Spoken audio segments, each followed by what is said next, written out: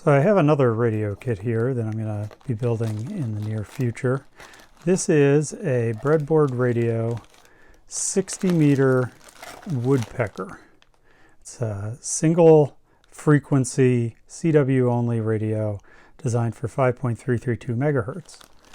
Now my antenna here at my house is a 135 foot random wire with a 9-to-1 unun. And of course, it's not resonant on any band. So it requires the use of a tuner. Well, this radio puts out 500 milliwatts. My auto tuner probably wouldn't even begin to tune. My manual tuner that I have a QRP Guys Z-Match. It's not really rated for going down below 40 meters. So what I've done in the past is I've actually built single frequency matching units that I can put in series here with the radio and get me to a particular frequency or particular band. So here's what I'm going to start out with. I've got my rig expert here, and you could do this with a nano VNA too, and I've done it with a nano VNA, and if people are interested I can do another video showing how to do this with a nano VNA. I'm just going to go down to all params and make sure that the range is set to 5.332 megahertz. And what this shows us here is this series model. And we have our real impedance and our imaginary impedance. So you can see in this case, you know, the antenna as it sits has an SWR of 2.5. Well, we don't want that. We want an SWR, and using this technique, we can get an SWR of almost exactly 1. So we could take these two numbers here, the real and imaginary impedance, and plug them into a couple of calculators, and they'll tell us what matching network we need to do in order to create our match. And then I can take, and this is a nano VNA test board, and I've actually built on the top here a matching network for 3.560 kilohertz. But the Q on this matching network is low enough that it actually gets me most of the 3.5 portion of the 80 meter band. So it works really well. And what I'll do is I'll just build that matching network on the bottom here and write on it with a Sharpie. And then I'll have a little connector that I can plug into the radio to work on 5.332 megahertz. So let me take you over to the computer and I'll show you these calculators. The calculators, I'll show you, I'm basing the technique here off of this paper from Awry, and they do a really good job of explaining how you can use serial matching networks to match an antenna.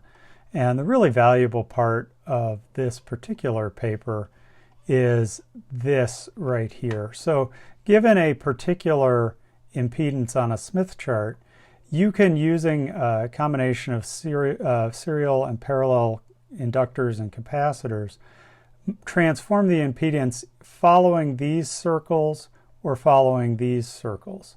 And they talk down here about how, for example, in this case, let's see, in figure A, the series reactance L, so that's an inductor, that's right here, makes the impedance move along the constant resistance circle. So that's moving in this direction.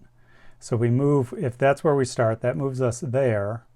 And then the shunt, so the parallel capacitor, moves us from there to there. And once we're in the center, we have our 50 ohm impedance and a perfect match.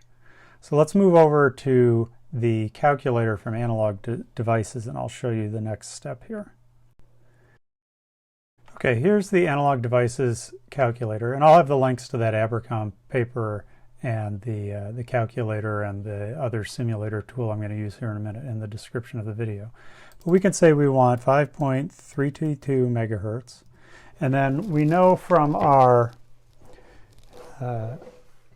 rig expert that we had 27.8 ohms of real impedance and 27.9 ohms of, 27.9 ohms of imaginary impedance.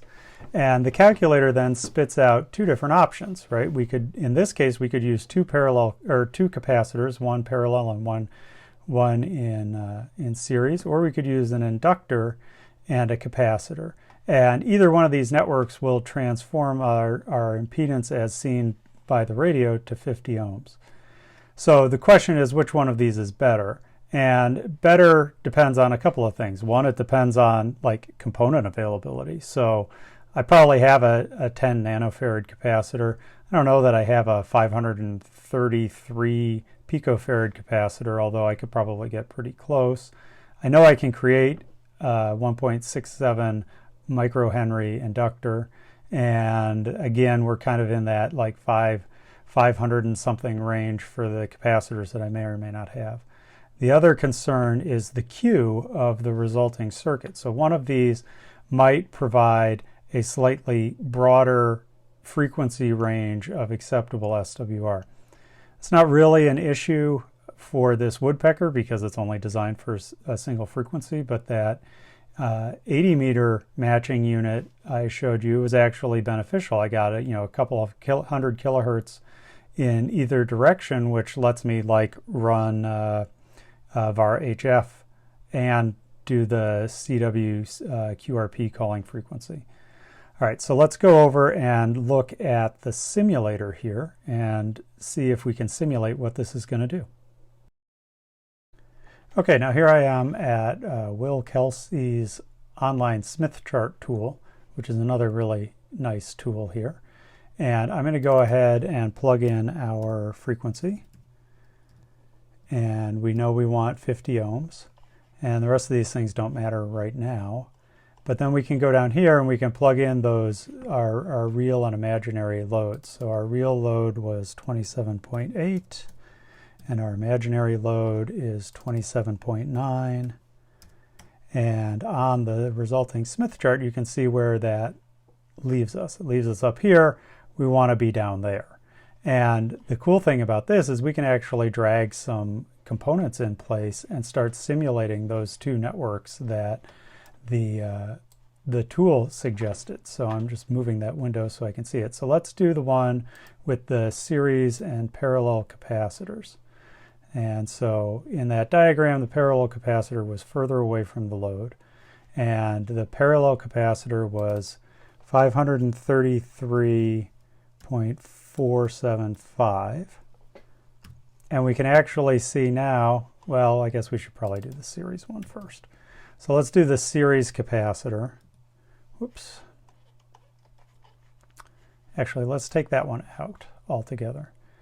And let's do the series capacitor, which was 9.763 nanofarads. And you can see what that's done is it's moved us along this circle towards this circle. And now once we're on this circle, we can then make a transition down. And that's what the parallel capacitor is going to do. So we'll add the parallel capacitor. And the parallel capacitor was 533.475 picofarads. And blam, look, we've moved right down there. It shows us that we'll get our 50 ohms desired impedance. We can actually, let's see, also go down here. And for some reason, this hasn't calculated the SWR chart. Oh, I don't have a range. So if we put a frequency span, and this is going to give me an error message, which we will ignore, frequency span of 100 kilohertz, we can see down here that this is giving us an idea of the Q. I mean, this is pretty narrow, right? So this is in return loss in decibels. It's not an SWR, so it's not really going to tell us exactly what's going on. On this chart, you can actually see it's showing us a line, and we can actually do a SWR circle, add an SWR circle. So let's say 1.5 is our desired SWR, and that draws a circle on the Smith chart showing us whether our range falls in there. So if we went up here and we said, maybe like 500 kilohertz. Okay, so we would have plus or minus 250 kilohertz, and we would still be within 100 or 1.5 SWR. If we did something like, 2000 kilohertz, so 2 megahertz, you could see, even then, we're still going to be within 1.5 to 1 SWR. And after we build a circuit, we can actually verify this on the Rig Expert.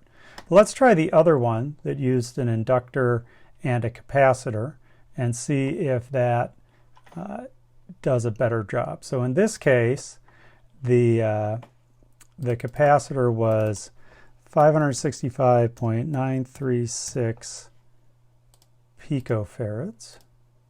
And you can see that moved us all the way down there. Well, let me turn the span off just so it's easy to see. That moved us along this circle all the way down there, and now we're on this circle and the inductor can move us up there. And then we add a parallel inductor, and the parallel inductor is 1.670 microhenries. And look, that's moved us right there. And if we go back, let's we had 2 megahertz worth of frequency range. So you could see here there's a lot more variation, right? Before we were all inside that that 1.5 SWR circle, but now we very quickly move out of that 1.5 SWR circle. So probably the 2 capacitor solution is the way to go for this frequency, and I guess that's nice because we don't have to wind any inductors, but I'll have to see what capacitors I have, and then maybe we can model those particular capacitors and see how well we did, and then we can compare it to what the Rig Expert shows us our actual result is. After digging through my boxes of components, I think this will actually work out pretty well. I can use a 10 nanofarad capacitor for my series cap here, and then for my parallel capacitor I can use a 330 and 200 picofarad capacitor in parallel, which is real easy given the way the Nano VNA test board is put together, which will give me 530 picofarads of capacitance, and that leaves us, you know, almost perfect. And so it'll be interesting to see if we get really close to the 1-to-1 SWR that this predicts we'll get. So I'm going to go over to the workbench and we'll put this together, and then we'll measure it on the Rig Expert and see how it does.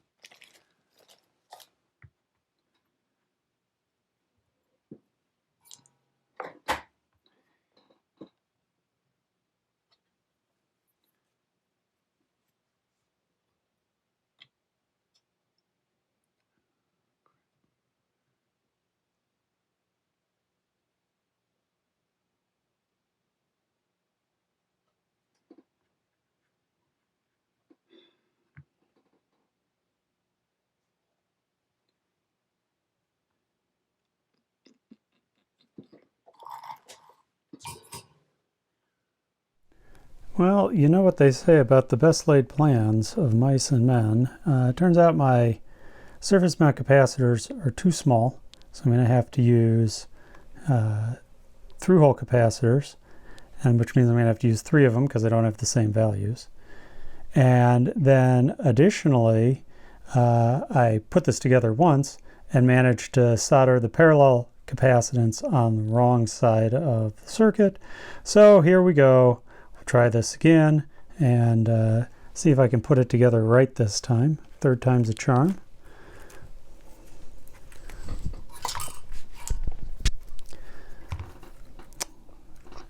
I'll also see if I can keep the leads a little shorter on the capacitors this time.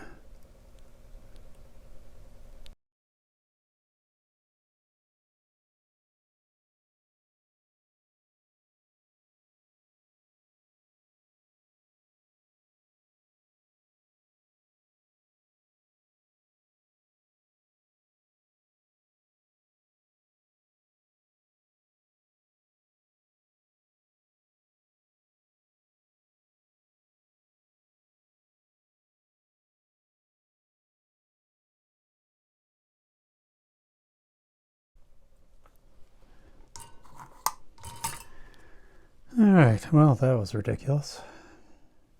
So here's our finished product in all its glory. We have 3 capacitors in parallel and then 1 in series down there on the bottom. Turns out that the spacing on the bottom of these boards is wider than the spacing at the top, and the top is 0805. I just assumed they were the same. Well, you know what they say about assuming. Anyway, let's take a look at the rig expert here to remind ourselves of what we had before. This is going straight to the antenna. We're at 2.5 to 1 SWR, and now I'm going to pause here and connect it to the matching unit, and we'll see how we did. Okay, here we go again. So this is still the old numbers, even though we're connected up and through the matching unit now. And as soon as I hit the run button here, wow, look at that, 1.01 to 1 SWR. So let's back out of here and look at our SWR chart as well. And we could see that, yeah, it's pretty narrow, but that kind of looks about like what we would expect given the simulation software. And we're at, 2 to 1 from 5172 all the way up to 5492. So, I only plan to use it on this one channel of 60 meters, and we'll have to see how it works once I get the radio built. But there you go. And I think this is kind of a fun thing. It's helped me to learn a little bit about how these matching networks work and how you can calculate the values. So I hope you found this useful. Thanks for watching.